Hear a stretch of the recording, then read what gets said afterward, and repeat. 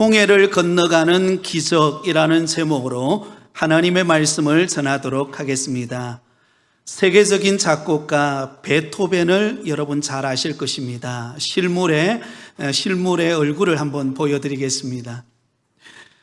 이 베토벤의 대표적인 곡들로는 엘리제를 위하여, 그리고 교향곡 제5번 운명 교향곡, 제9번 합창 교향곡들이 있습니다. 근데 여러분, 안타깝게도 그는 20세가 될 때부터 그는 소리가 제대로 들리지를 않는 장애를 앓게 되었습니다. 처음에는 보충기를 꽂고 듣기 시작하다가 세월이 흘러가면서 보충기를 꽂아도 들리지를 않는 상태가 되었습니다. 여러분, 작곡가에게 있어서 소리를 듣지 못한다는 것은 사실 치명적인 약점입니다. 그러나 그는 두려워하거나 작곡하는 것을 결코 멈추지 않았습니다. 더욱더 자기 집에 있는 피아노 건반을 열심히 두들리면서 작곡을 했습니다. 지금도 그가 썼던 피아노를 보면 그 건반에 손가락으로 파인 흔적이 남아있다고 합니다. 그는 자신에게 닥친 그 비극적인 운명 앞에 두려워하거나 절망하지 않고 도리어 강한 의지를 가지고 자신의 약점을 극복했습니다. 한 번은 그가 들을 수 없는 상태에서 교향곡 제9번 합창 교향곡을 직접 지휘할 때가 있었습니다. 그러자 그곳에 수많은 사람들이 모여서 그의 지휘하에 그 교향곡을 들었습니다. 그리고는 작곡한 그 곡이 맞춰졌을 때에 그곳에 모인 모든 회중들이 박수갈채를 올렸습니다. 그러나 그는 그 소리가 들리지를 않아서 조용히 그곳을 떠나가려고 했습니다. 그러자 그를 안내하는 사람이 그를 붙잡고 뒤를 돌아보게 했을 때 열광하는 그 회중들이 박수를 치는 그 모습을 보고 감격했다고 합니다. 여러분, 이 베토벤은 자신에게 불어닥친 그 환경 속에서 두려워하거나 절망하지 않고 당당하게 그것을 맞서서 결국은 수많은 사람들에게 음악에 감동을 주는 사람이 되었다는 것입니다. 여러분, 우리도 인생을 살아가다 보면 막막한 상황에 놓일 때가 있습니다. 이러지도 못하고 저러지도 못하고 너무나 매우 곤란한 상황에 우리가 놓일 때가 있습니다. 그때 여러분들은 어떻게 하시나요? 어떤 해결책을 가지고 그 문제를 풀어나가고 계십니까? 오늘 우리가 읽은 본문의 말씀에 보면 이와 같은 정말 절박한 진퇴양난의 상황에 놓인 장면을 우리는 목격하게 됩니다. 출애굽한 이스라엘 백성들이 그들이 가는 여정 앞에 그들을 가로막고 있는 커다란 장애물이 있었습니다. 그것은 바로 홍해가 그들을 가로막고 있었습니다.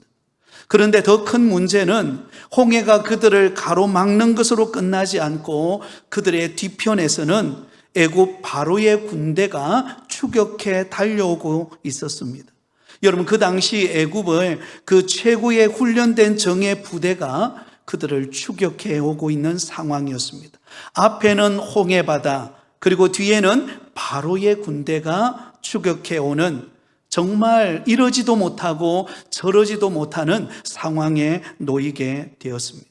자, 여러분, 이럴 때 이 상황을 지켜보던 이스라엘 백성들의 반응이 어땠을까요?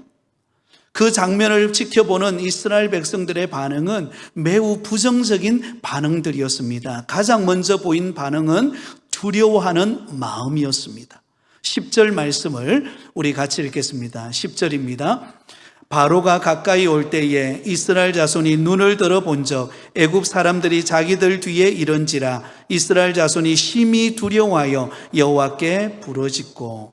자, 여러분, 이러지도 못하고 저러지도 못하고 그들 앞을 가로막고 있는 홍해 앞으로 나갈 수도 없고 뒤로 돌아가자니 애굽 바로 군대가 달려오고 있고 이러지도 못하고 저러지도 못하는 상황 속에 그들이 가졌던 가장 첫 번째 마음은 두려워하는 마음이었습니다. 이제 큰일 났구나. 우리 앞에는 홍해가 가로막고 있고 우리 뒤에는 쫓아오는 애국 군대가 달려오고 있고 우리는 꼼짝없이 도간에 든 쥐가 되어버렸구나. 이제 끝났구나. 두려운 마음이 그들의 마음속에 밀려왔습니다. 여러분, 우리도 그럴 때가 있습니다. 때로는 막막한 환경 속에서 이러지도 못하고 저러지도 못하고 어떻게 해야 될지 난감할 때 우리 마음속에 두려움의 공포심이 몰려올 때가 있습니다. 혹시 여러분들 가운데 지금 그런 두려움에 사로잡혀 계신 분이 있지 않습니까?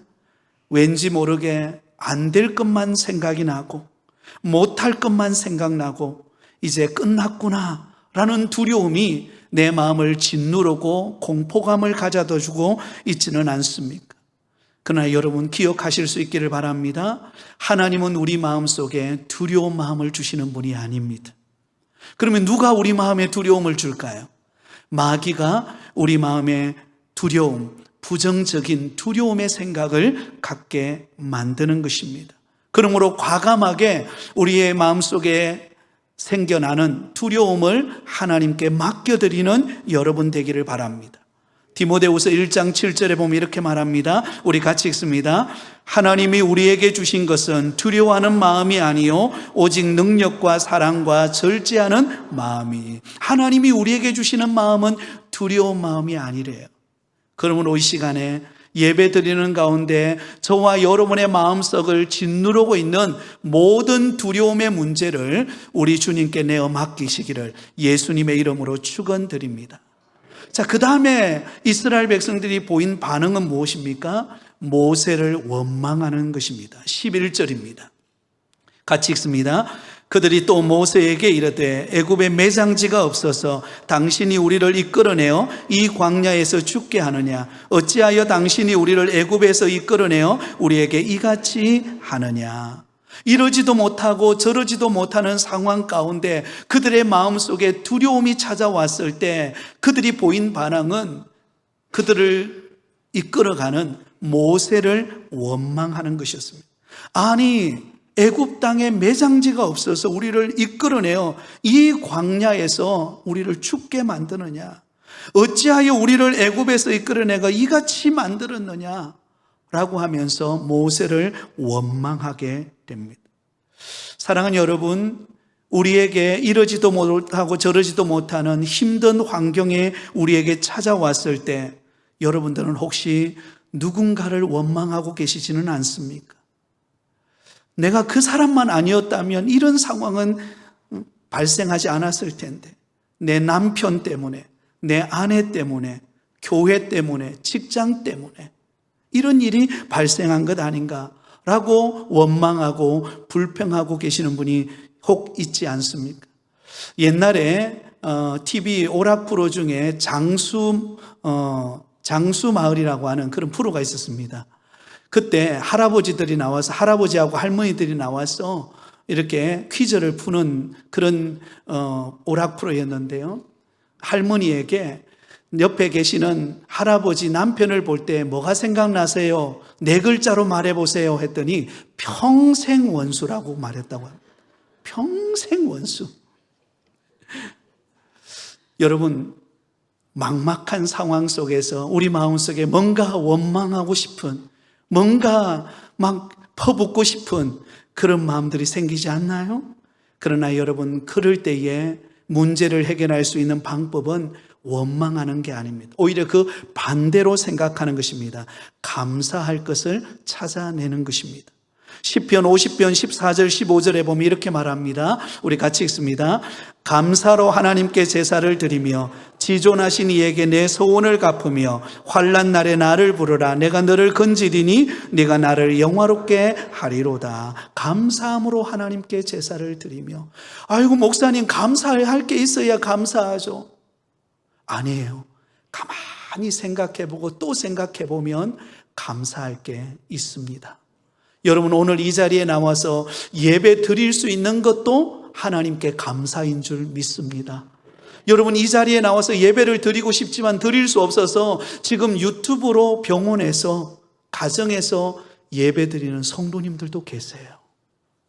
그러므로 여러분, 우리가 감사할 것을 찾으면 얼마나 감사할 게 많은지 모릅니다. 자, 세 번째 그들이 보인 반응은 무엇일까요? 책임을 전가하는 것입니다. 12절 말씀입니다. 12절 말씀 같이 읽습니다. 우리가 애굽에서 당신에게 이런 말이 이것이 아니냐, 이러기를 우리를 내버려 두라. 우리가 애굽 사람을 섬길 것이라 하지 아니하더냐. 애굽 사람을 섬기는 것이 광야에서 죽는 것보다 낫겠노라. 여러분, 지금 이스라엘 백성들이 누구에게 지금 책임을 전가하고 있을까요? 모세에게. 우리를 좀 내버려 두라. 우리가 애굽 사람을 섬길 것이라 그렇게 말하지 않았느냐. 그런데 왜 우리를 이곳까지 데려와서 앞으로 나가지도 못하고 뒤로 돌아설지도 못하고 이곳에서 정말로 처량한 신세로 이 광야에서 죽게 만들었냐. 당신 때문이다. 여러분, 아담의 후손인 우리 인간은 참 이상하게도 뭔가 일이 잘 안 되면 누군가에게 자꾸 책임을 돌리려고 하는 그런 생각들이 있습니다. 여러분, 아담과 하와가 선악과를 먹고 난 다음에 하나님께서 아담에게 찾아오셨습니다. 아담아, 아담아, 내가 어디 있느냐? 네, 제가 여기서 숨었나이다. 어찌하여 선악과를 따먹었느냐? 그렇게 물었을 때 아담이 어떻게 하죠? 네, 하나님, 제 옆에 있는 누가요? 하와가 그 과실을 먹자 그래가지고 함께 먹었습니다. 그러자 하와에게 묻습니다. 왜 선악과를 따먹었느냐? 그러자 하와는 누구에게 책임을 돌리죠? 뱀에게. 뱀이 와가지고 나를 유혹해가지고 그 선악과를 먹었습니다. 결국 에덴 동산에서 쫓겨나는 신세가 되어 버렸습니다.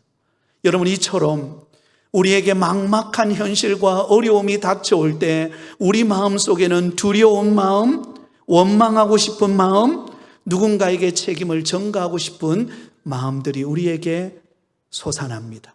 자, 이럴 때에 여러분, 모세가 이스라엘 백성들을 이끌고 홍해를 건너가는 이 기적의 역사를 일으키게 되는데, 여러분, 이 홍해를 건너가는 기적을 통하여서 우리가 어떻게 이러한 기적을 경험할 수 있을까요? 믿음의 방법들이 있습니다. 세 가지의 방법이 있습니다. 첫 번째는 모든 걱정과 염려를 하나님께 맡기고 기도하라는 것입니다. 한번 따라하겠습니다. 모든 걱정과 염려를 하나님께 맡기고 기도하라.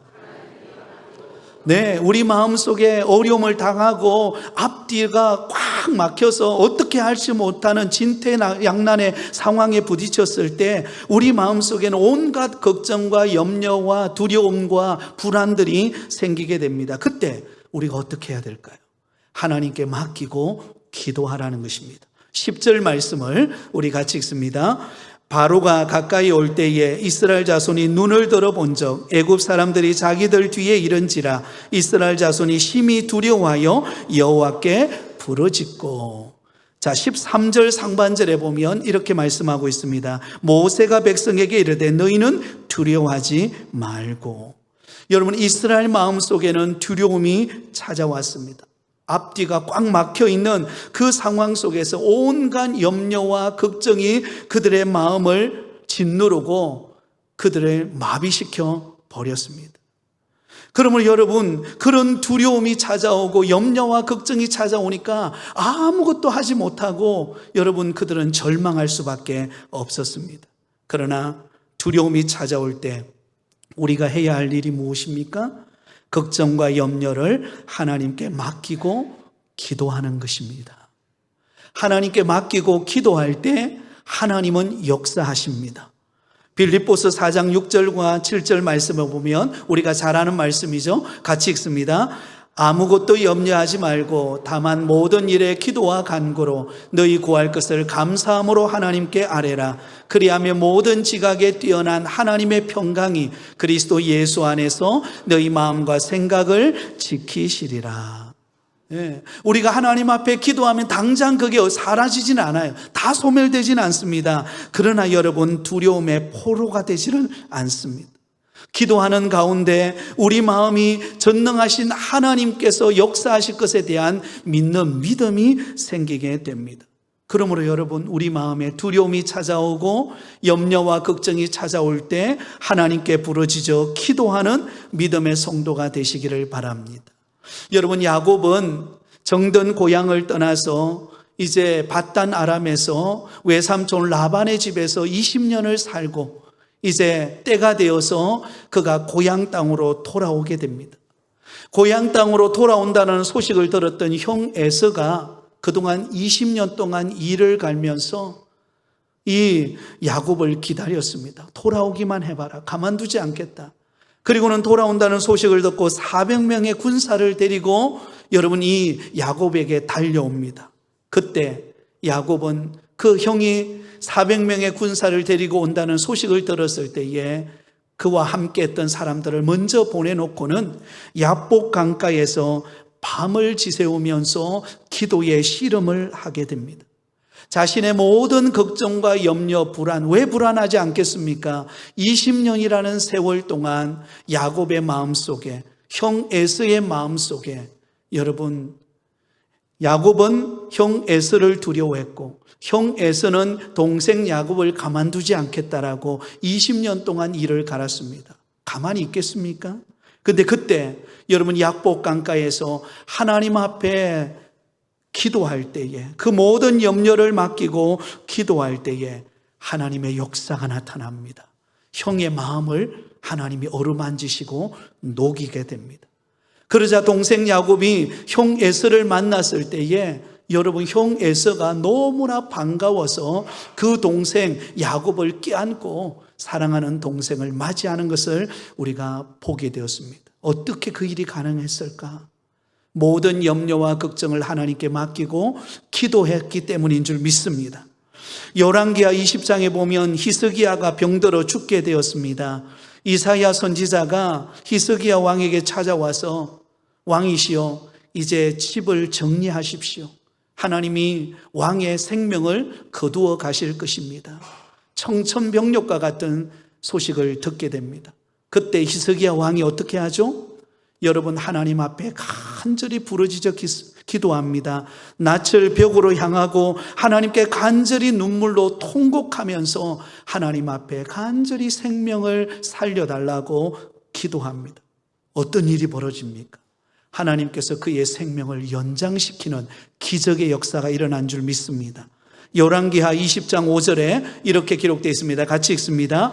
너는 돌아가서 내 백성의 주권자 히스기야에게 이르기를 왕의 조상 다윗의 하나님이 여호와의 말씀이 내가 내 기도를 들었고 내 눈물을 보았노라. 내가 너를 낫게 하리니 내가 3일 만에 여호와의 성전에 올라가겠고. 여러분 여기 보면 내가 내 기도를 들었고 무엇을 보았다고요? 내 눈물을 보았다. 그래서 내가 너를 낫게 하겠다. 마땅히 그는 하나님이 그의 생명을 거두어 갈 수밖에 없는 상황이었습니다.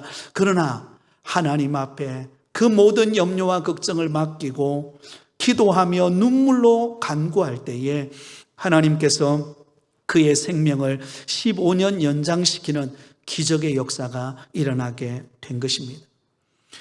지난주 목요일이었습니다. 장애인 전국 체전이 있었는데 우리 교회의 김지혜 자매라고 여러분 아시죠? 김지혜 자매가 이 역도 경기에 참여를 했습니다. 그래서 여러분 감사하게도 금메달을 3개를 땄어요. 하나님께 박수를 한번 영광을 올려드릴까요? 금메달을 3개를 땄어요. 그때 우리 가서 응원하는 우리 성도님들이 많이 계셨는데요. 금메달을 3개 딴 것도 너무 감사한데 더 제 마음을 감동시켰던 것은 여러분 이 전국 장애인 체육대회에 여러분 나가는 것도 쉽지 않잖아요. 그런데 나가기 전에 계속해서 기도를 부탁하는 거예요. 성도님들에게 만나면 저를 위해 기도해 주세요. 저를 위해 기도해 주세요. 수요 기도회를 마치고 내려가면 1층에 기다리고 있거든요. 그럼 만나면 목사님 목요일입니다. 목요일 날 기도해 주세요. 그리고 지난 주일날 오후 찬양 예배 때 우리가 합심해서 기도했잖아요. 그걸로 만족 못하는 거예요. 목사님 어디 계신가요? 저를 찾는 거예요. 기도 받고 가야 되겠다는 거예요. 그리고 목요일 날, 그날 당일 날인데도 가기 전에 전날 저녁이죠. 전날 저녁에 또한 또 전화가 왔어요. 목사님, 저를 위해 기도해 주세요. 기도 받고 가야 되겠다.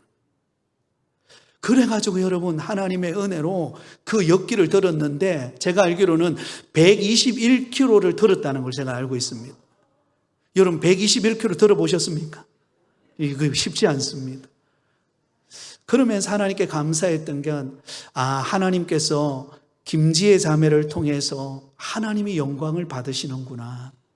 그리고 그 기도를 부탁하는 그 마음에 그 참 청년이지만 하나님은 그것을 예쁘게 보시는구나. 저는 그런 생각을 하게 되었습니다. 여러분에게는 어떤 어려움이 있습니까? 하나님께 맡기고 한번 기도해 보시기 바랍니다. 하나님은 역사하실 것입니다. 자, 두 번째로 여러분, 이 홍해를 건너는 기적의 역사가 나타났던 두 번째 방법은 잠잠히 하나님의 일하심을 바라보라는 것입니다. 한번 따라하겠습니다. 잠잠히 하나님의 일하심을 바라보라. 네, 하나님께 기도하고 맡겼다면 그 다음에 우리 할 일이 무엇입니까? 하나님이 행하실 일들을 바라보는 것입니다. 13절입니다. 우리 같이 읽습니다. 모세가 백성에게 이르되 너희는 두려워하지 말고 가만히 있어서 여호와께서 오늘 너희를 위하여 행하시는 구원을 보라. 너희가 오늘 본 애굽 사람을 영원히 다시 보지 아니하리라. 14절입니다. 여호와께서 너희를 위하여 싸우시리니 너는 가만히 있을지니라. 여러분, 지금 가만히 있어야 될 상황입니까? 앞에는 홍해가 가로막고 있고 뒤에는 지금 바로의 군대가, 정예 부대가 지금 속도를 내고 지금 달려오고 있고, 이스라엘 백성들이 지금 가만히 있어야 될 상황이 아니라 뭐든지 어떤 방법을 동원하든지 지금 분주하게 움직여야 될 때예요. 그런데 하나님께서 모세를 통하여 말씀하시는 것은 무엇입니까? 하나님께 기도하고 맡겼다면 그 다음에는 잠잠히 하나님을 바라보라는 것입니다. 이게 무슨 말입니까? 잠잠히 하나님을 바라보라는 말은 하나님이 일하실 공간에 시간을 들이라는 것입니다. 하나님의 일하심을 기대하고 하나님을 신뢰하는 마음을 가지라는 것입니다. 그러면 하나님께서 우리 가운데 역사하고 일하시는 것을 보게 된다는 것입니다. 여러분, 여리고성이 무너진 사건을 우리는 다 기억합니다. 이스라엘 백성들이 요단강을 건너서 가장 먼저 맞닥뜨린 곳이 바로 여리고성이었습니다. 두 겹으로 쌓여있는 그 견고한 여리고성, 그 여리고성을 정복해야 가나안 땅으로 들어갈 수가 있었습니다. 그때 하나님께서 이스라엘 백성들에게 말씀하시죠. 하루에 한 바퀴씩 돌고, 그리고 마지막 7째 날에는 7바퀴를 돌고, 그리고는 외쳐라. 그러나 한 바퀴 돌 때마다, 매일 돌 때마다 어떻게 하면서 돌라고요? 침묵하면서, 말하지 말고 하나님이 행하실 일을 기대하면서 하나님이 어떻게 역사하시는지, 하나님이 어떤 일을 보여주실지 그것을 기대하면서 하나님을 바라보면서 매일같이 묵묵히 한 바퀴씩 돌고 마지막 7째 날에는 7바퀴를 돌고 함성을 질러라고 했습니다. 어떤 일이 벌어졌습니까? 두 겹으로 쌓여있던 그 여리고성이 무너지는 기적의 역사가 일어난 줄 믿습니다. 여러분, 우리는 기도하고 나서도 너무나 조급할 때가 있습니다. 어떤 면은 조급한 게 우리 인간이죠. 기도해놓고 상황이 변하지 않고 환경이 여전히 그대로 있으면 우리는 막 조급하고 하나님 내 기도 지금 안 들어주시는 것 아닌가, 이런 생각마저 들고 때로는 너무나 낙심이 될 때가 있습니다. 아니요, 하나님께 기도했다면 하나님을 바라보시기 바랍니다. 잠잠히 하나님이 행하실 일들을 바라보실 수 있기를 바랍니다. 어떤 농부가 밭에다가 대나무를 심었다고 합니다. 대나무를 심었는데 첫 해가 되고 둘째 해가 되고 셋째 해가 돼도 아무런 변화가 없더래. 그냥 그대로 있더라는 거예요. 하지만 포기하지 않고 거기에다 물을 주고 주변에 잡초를 뽑아주고 기다렸습니다. 딱 5년째가 되니까 그 대나무가 자라기 시작하는데요, 몇 달 만에 20m의 높이로 그 대나무가 쭉 올라가서 커다란 대나무를 만들더라는 것입니다. 사실 그동안 여러분, 첫 해, 두째, 셋째 넷째 해까지 될 때까지 아무 일도 일어나지 않는 것처럼 보이지만 그러나 땅 속에서는 일이 일어난 거예요. 땅 속에서는 그 대나무의 뿌리가 더 깊이 내려지는 시간입니다. 뿌리가 더 내려지는 시간으로 있는 그 5년의 기간을 통해서 대나무가 높이 올라갈 수가 있었던 것입니다. 뿌리가 내릴 때는 안 보여요. 무슨 일이 일어나는지 하나도 안 보입니다.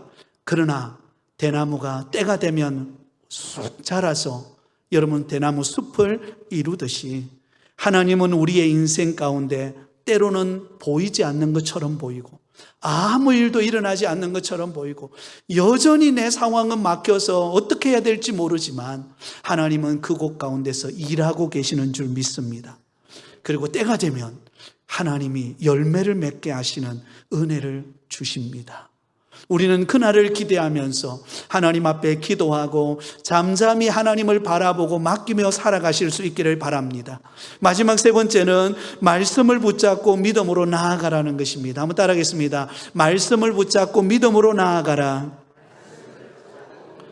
여러분, 우리가 하나님께 간구하고 기도했고 하나님께 맡겨드리고 하나님을 바라보았다면 그 다음에 해야 될 일은 무엇입니까? 믿음으로 나가는 것입니다. 하나님이 하실 일을 기대하면서 믿음으로 나가는 거예요. 15절을 같이 읽습니다. 여호와께서 모세에게 이르시되 너는 어찌하여 내게 부르짖느냐? 이스라엘 자손에게 명령하여 앞으로 나아가게 하고 전짐하라는 것입니다. 그래서 여러분, 모세가 자신이 들고 있던 지팡이를 앞으로 내밉니다. 앞으로 내밀었더니 어떤 일이 벌어지죠? 홍해가 갈라지는 역사가 일어납니다. 그래서 이스라엘 백성들이 많은 땅을 건너는 것처럼 그 길을 건너가게 되었습니다.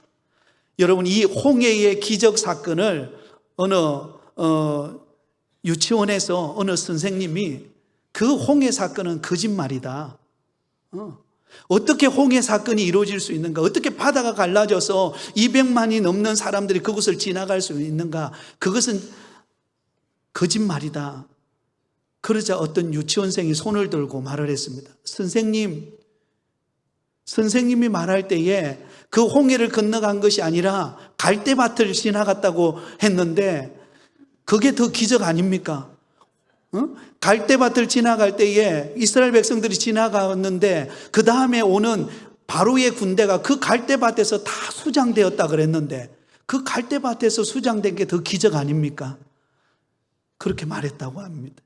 사랑하는 성도 여러분, 하나님의 말씀대로 우리가 믿고 나가면 하나님의 능력의 역사가 일어나는 줄 믿습니다. 히브리서 11장 29절에 믿음으로 그들은 홍해를 육지같이 건넜으나, 홍해를 육지같이 건넜습니다.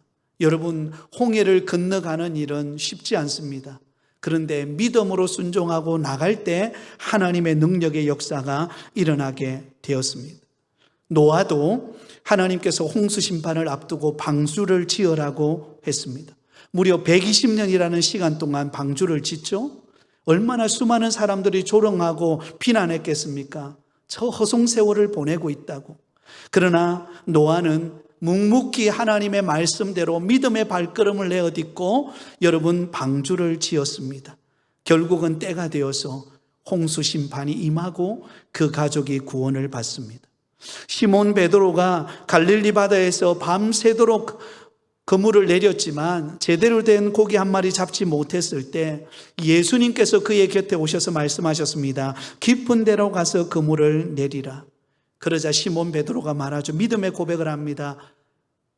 내가 밤새도록 내가 그물을 던져 고기를 잡았지만 잡은 것은 없지만 말씀을 의지하여서 내가 그물을 내리리이다.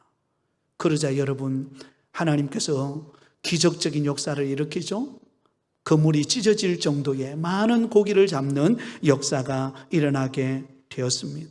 사랑하는 성도 여러분, 우리가 믿음으로 순종할 때 하나님의 역사가 일어날 줄 믿습니다. 오늘 오전에 예배를 드리기 중에 어떤 한 분이 제게 찾아왔어요. 목사님, 기도하는데 하나님께서 제 마음속에 특별 감사헌금을 드리면 좋겠다는 마음을 주셨다는 거예요. 그런데 상황은 안 된다는 거죠. 상황이 너무 어려워서 안 될 것 같은데, 근데 하나님이 그것을 순종하라는 마음을 주셨대요. 그래서 순종하기로 마음을 먹고 기도했는데 하나님께서 길을 여셔서 그 필요들을 공급해 주셨다고. 그래서 하나님 앞에 오늘도 적지만 하나님 앞에 귀한 걸 드린다고. 그래서 가져왔어요. 그래서 기도를 받고 하나님 앞에 헌금을 드렸습니다. 사랑하는 여러분, 안 될 것 같죠? 하나님의 역사는 되게 하십니다. 여러분, 하나님을 믿어보세요. 제발 좀 하나님 믿으시기 바랍니다. 하나님께 맡기고 하나님을 바라보고 믿음으로 한번 내딛어 보세요. 그러면요, 빠져 죽을 것 같지만요, 안 빠져 죽습니다. 하나님은 홍해를 갈라내십니다. 여러분, 다니엘이 사자굴에 들어가니까요, 그곳에서 기적이 일어나잖아요. 사자가 입을 벌렸는데 안 다물어지는 거예요. 벌렸는데, 먹으려고 입을 벌렸는데 안 다물어지는 거예요. 하나님의 능력은 우리가 사자굴로 들어갈 때, 홍해로 들어갈 때 역사가 일어나는 줄 믿습니다. 그러므로 여러분, 하나님은 우리를 향한 놀라운 계획을 가지고 이끌어가고 계십니다. 여러분, 그 좋으신 하나님을 바라보며 저와 여러분의 삶 속에 홍해가 갈라지는 기적의 역사, 하나님의 응답이 이루어지는 풍성함을 경험하는 저와 여러분이 다 되시기를 예수님의 이름으로 축원드립니다.